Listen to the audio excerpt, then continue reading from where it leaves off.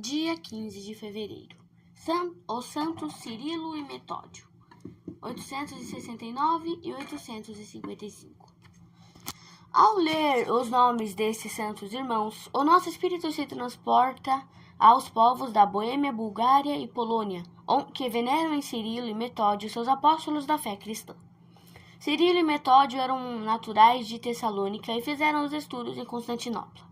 Cirilo, principalmente, se distinguiu pelo talento. Seu nome primitivo era Constantino, ou filósofo. Grande em ciência, era maior ainda na prática das virtudes cristãs. A Igreja prestou os mais relevantes serviços, principalmente na luta contra Fócio, que tinha usurpado a sede patriarcal de Constantinopla, expulsando o legítimo patriarca Inácio, e com isto causado o cisma entre a Igreja grega e latina. Foi naquela época que os Cházaros, povo que morava na bacia do Danúbio, na região que se estende entre a Bulgária e Morávia, mandaram uma comissão ao imperador Miguel III e à sua Santa Mãe Teodora, com o pedido de mandar-lhes missionários que os instruíssem na religião católica. Seguiu uma turma de missionários, com Cirilo como superior. Em pouco tempo aprendeu a língua do país e teve a satisfação de ver o povo, com seu príncipe, converter-se à religião de Cristo. Ricos presentes que a gratidão dos convertidos pretendeu oferecer-lhe, Cirilo não os aceitou, o que o fez subir ainda mais na estima de todos. De volta de Constantinopla, começou para Cirilo uma nova vida. Acompanhado pelo irmão Metódio, sacerdote e exímio pintor, dirigiu-se à Bulgária. Metódio embelezou o palácio do rei Bogóris de ricas pinturas. Entre outras, pintou o juízo final, que tanta impressão causou que o rei pediu para ser instruído na religião cristã. Metódio mesmo se incumbiu da instrução e Bogóris recebeu no batismo o nome de Miguel. Os búlgaros, porém, sabendo da conversão do rei, não quiseram conformar-se com este fato e certo dia, depois do batismo de Bogóris, assaltaram o palácio real. O rei, confiando em Deus, colocou-se à frente de um grupo de dedicados amigos e facilmente dispersou os revoltosos. A hesitação não durou muito tempo. Pouco a pouco desapareceram os preconceitos que havia entre o povo contra a religião de Cristo. Os missionários, antes recebidos com sinais inequívocos de hostilidade, eram ouvidos com respeito e boa disposição, e não tardou que o povo todo se aproximasse do santo sacramento do batismo. O Papa Nicolau I, tendo recebido tão consoladora notícia, enviou alguns bispos que administraram o santo crisma aos recém-batizados e estabeleceram dioceses. Alguns dos convertidos, achando-se in extremis, tinham sido batizados por leigos. Na dúvida sobre a validade do sacramento, os bispos dirigiram-se ao Papa, o qual declarou válido o batismo administrado nas determinadas circunstâncias, não devendo, portanto, ser repetido. Tendo conduzido os búlgaros ao aprisco do Senhor, os dois homens apostólicos dirigiram-se a Morávia, onde batizaram o rei Rastizes, com grande número de súditos. A conversão deste povo tornou-se menos trabalhosa que a dos búlgaros, devido aos bávaros, seus vizinhos, que tinham já abraçado o cristianismo graças aos esforços e orações de São Ruperto, bispo missionário de Worms. No meio dos trabalhos apostólicos, aconteceu que Cirilo e Metódio fossem chamados a Roma para responder à acusação de terem introduzido na liturgia a língua eslava. De fato, tendo inventado a escrita glagolítica, os dois irmãos traduziram a Bíblia para a língua eslava, a qual em seguida foi por eles empregada na Santa Missa. Ouvidos e examinados os motivos para tal prática, o Papa João VIII aprovou o uso da língua eslava na liturgia, e Metódio foi sagrado bispo de Morávia. Cirilo, porém, como adoecesse gravemente, ficou em Roma, onde viveu num convento até a morte.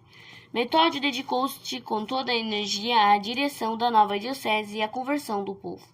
Grande e tenaz oposição veio-lhe neste testamento, da parte dos arcebispos de Salzburgo e Mogúncia, que consideravam a Morávia parte das suas arquidioceses. A luta se terminou com a intervenção do Papa, que separou a paz das outras dioceses e confirmou Metódio como arcebispo de Morávia.